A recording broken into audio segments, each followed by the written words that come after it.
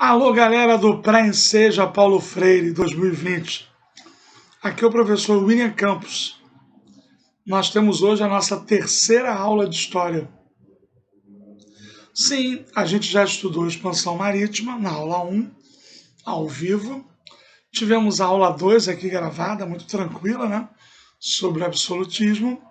E hoje a nossa terceira aula, a primeira de Brasil. A nossa aula de hoje é sobre a atividade açucareira no Brasil. E a gente vai fazer essa aula de uma maneira muito tranquila. A gente vai fazer através de 7 perguntas. Eu te faço a pergunta, você anota no caderno e eu mesmo respondo para você, tá bom? Tem um material de apoio que eu já mandei nos grupos de Zap e com certeza vai estar na plataforma, tá bom? Podemos? Bom, a primeira pergunta é: por que a cana-de-açúcar foi escolhida para iniciar a colonização do Brasil? Por que a cana-de-açúcar foi escolhida para iniciar a colonização do Brasil? São 7 perguntas na aula, como se fosse uma aula de exercício. Vamos lá? Bom, na verdade, tinha tido um período chamado pré-colonial de 1500 a 1530. 30 anos que o Brasil ficou secundarizado, quando o máximo que aconteceu foi pau-brasil. Como Portugal não priorizava a gente, começaram a haver invasões estrangeiras. Então a cana-de-açúcar ela vai ser usada para iniciar a efetiva colonização do Brasil, a partir de 1532. Então a primeira pergunta da aula seria: por que a cana-de-açúcar foi escolhida para iniciar a atividade colonial no Brasil? Vamos lá? Vamos fazer como se a pergunta 1 tivesse letras como resposta. Então, mais uma vez, qual é a pergunta 1? Por que a cana-de-açúcar foi escolhida para iniciar a efetiva colonização do Brasil? Primeira resposta seria uma espécie de letra A. A da 1. A primeira resposta: o açúcar tinha alto valor comercial na Europa. Alto valor comercial na Europa. Isso é muito importante. Era usado até como dote de casamento. Segunda resposta: a cana-de-açúcar fixa o homem à terra. Tem que plantar cana, esperar crescer, cortar, depois transformar em açúcar. Então isso seria a segunda explicação. Terceira explicação: a cana-de-açúcar se adaptava ao nosso clima, se adaptava ao nosso solo. Vamos nos organizar? A aula se chama Atividade Açucareira no Brasil Colonial. E a primeira pergunta, 1, é: por que a cana-de-açúcar foi escolhida para iniciar a efetiva colonização do Brasil? Primeira resposta da pergunta 1 seria o alto valor comercial do açúcar na Europa. Segunda resposta é que o açúcar fixa o homem à terra. Não tem que plantar a cana, não tem que esperar a cana crescer. Então isso vai ajudar a iniciar a efetiva colonização. Terceira resposta: a cana-de-açúcar se adaptou ao nosso clima, ao nosso solo. E a quarta e última resposta da primeira pergunta é a mais difícil. Já tinha cana-de-açúcar aqui ou Portugal que trouxe? Já tinha cana-de-açúcar aqui ou Portugal que trouxe? Essa é difícil, né? Mas a resposta é Portugal que trouxe. Portugal já plantava cana-de-açúcar nas ilhas do Atlântico, Madeira, Açores. Eles já faziam isso. Então eles já conheciam essa experiência e trazem essa experiência para cá. Então acabamos a primeira pergunta. Por que a cana-de-açúcar foi escolhida para iniciar a efetiva colonização do Brasil? Primeira resposta: alto valor comercial. Segunda, fixa o homem à terra. Terceiro, se adapta às nossas condições naturais. E quarta resposta: Portugal já conhecia essa atividade antes, Porque plantava nas ilhas do Atlântico. Ok? Segunda pergunta. Como funcionava a economia açucareira? Segunda pergunta, como funcionava a economia açucareira? Bom, latifúndio, muita extensão de terra. Monocultura. Mas aqui tem um detalhe. Monocultura é de exportação ou de subsistência? De exportação. Então anota aí. Como funcionava a economia açucareira? Latifúndio, monocultura de exportação e escravidão do negro de origem africana. É nessa aula que o negro entra na história do Brasil. O negro que são as mãos e os pés do senhor de engenho. O negro que é o Brasil. Sem o negro, o Brasil não aconteceria. Porque quando a aula é importante, é o negro que faz. Sim, açúcar, mineração, café, a gente vai estudar tudo isso. Então, o mais importante é você entender que é um trinômio: latifúndio, monocultura de exportação e mão de obra escrava de origem africana. Anotou?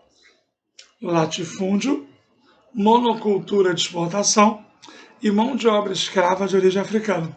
Acabou a pergunta 2. Mas na pergunta 2, existe uma maneira de resumir. Ao invés de você falar latifúndio, monocultura de exportação e mão de obra escrava de origem africana, você pode falar plantation. P de porta, L de lua, A de avião, N de nada, T de tatu, A de avião, T de tatu, I de Ivo, plantei, T, O de ovo, N de nunca. Então, a plantation é uma forma de resumir a economia açucareira, que é ligada ao pacto colonial, à colonização e exploração. O Brasil não faz o que quer, não planta o que quer, não produz o que quer. O Brasil só faz, planta e produz o que Portugal queria. E a escravidão foi uma forma de Portugal ganhar dinheiro também, com o tráfico negreiro. Isso é muito importante. Pergunta número 3. Como era a sociedade? Como era a sociedade açucareira? Vamos dar uma olhadinha nisso? Olha aqui, ó, fiz com carinho para vocês. Eu dei essa aula, na verdade, no pré-ENEM, são várias aulas juntas, é só uma revisão. Mas está lá no Face. Eu posso, inclusive, colocar para vocês, recolocar na página do pré-ENSEJA. Mas olha para cá. Tá vendo essa parte verde? É a elite açucareira. Tá vendo essa parte negra, preta aqui? São os escravos de origem africana. Aqui, século XVI. Aqui embaixo, século XVII. Ok? 16, 17. Mas tem uma linhazinha vermelha aqui, repararam? O que é essa linha vermelha? Pois é, o segredo da terceira pergunta. Terceira pergunta é como era a sociedade açucareira. O segredo da terceira pergunta é essa linha vermelha. O que é essa linha vermelha? As pessoas acham que só tem senhor de engenho e escravo na aula de açúcar. Errado. Tem essa linha vermelha. O que é essa linha vermelha? É uma TL, é uma pequena faixa de trabalhadores livres. Esses trabalhadores livres, eles não são senhores de engenho, mas também não são escravos. São feitores, aqueles que perseguem os negros, técnicos que vão ajudar no refino. Então, como é a sociedade? Dominada pela elite açucareira, junto com a Igreja Católica, né? Com uma maioria de escravos de origem africana, cor preta, mas com uma pequena faixa de trabalhadores livres. Gostaram da imagem? Pois é, quando você era bem criança, eu sei que você parou de estudar há muitos anos, nunca é tarde para estudar, nunca é tarde para estudar, nunca, nunca, nunca, nunca. A gente está vivendo uma crise, uma pandemia, esse isolamento. Eu ajudei a criar o Praenseja. Na época a gente pensou só no presencial e a gente está tentando, a equipe do Evaldo está tentando manter esse sonho, mas você tem que ajudar, não desanimar, estudar, acreditar. Ainda não tem data do Praenseja, mas a gente está estudando. E quando acontecer, a gente vai estar forte. Então, saúde. Então, essa é a terceira pergunta. Como funcionava a sociedade açucareira? Maioria de escravos, dominada pela elite açucareira, a Igreja Católica, com uma pequena faixa, olha que bem pequena, vermelha, de trabalhadores livres. Ok? Muito bom. Agora a quarta pergunta. Onde essa atividade se viabilizou? Essa atividade se viabilizou no Nordeste, destacando Pernambuco. Ok? Ela se viabilizou no Nordeste, na capitania de Pernambuco. A gente vai falar sobre isso daqui a pouco. Então, o destaque dessa atividade é em Pernambuco. Basicamente, principalmente Olinda. Recife é depois, é uma área portuária. Os senhores de engenho, a produção da cana era principalmente em Olinda. Ok? Tchu-tchu-tchu, tchá-tchá-tchá. Ok? Eu achei melhor fazer essa aula gravada, mas se vocês quiserem que a próxima aula seja ao vivo, é só vocês postarem. Eu vou estar com você no dia da aula, de 8 às 9. Se você vê a aula no horário que você tem que ver. Tem que dar um jeito. A aula é às 19. Só tem aula 2 dias na semana, segunda e quarta. Se dedica. Se dedica. Ai por mim. Mas se tu não conseguiu ver no dia, vê depois, tudo bem. Boa tarde, boa noite. Mas tem que estudar. Nunca no mundo ninguém morreu de estudar. Morre de Covid. Morre de violência, morre de tudo. Menos de estudar. Vamos lá? Já respondemos por que a cana-de-açúcar foi escolhida para iniciar a efetiva colonização. Já respondemos como funcionava a economia açucareira. Já vimos como era a sociedade açucareira. E 4, já vimos onde essa atividade se viabilizou. Beleza? Bom, a quinta pergunta são 7. 7 perguntas para a gente estudar. A quinta pergunta é: qual é a estrutura administrativa desse período? Pois é, o açúcar, a cana-de-açúcar, é século XVI e XVII. É o auge dessa atividade. Tem até hoje, mas o auge foi 16 e 17. O auge colonial. Tá bom? Beleza? Eu queria te dizer que essa época é quando vai surgir o governo geral, em 1549. As capitanias hereditárias, que vieram primeiro. E a Câmara dos Homens Bons, senhores de engenho. Eu acho que você devia anotar no caderno a melhor forma de estudar. Não interessa se está digital. Não interessa. Então vamos lá. Governo geral. Onde é que é a primeira capital do Brasil? Salvador.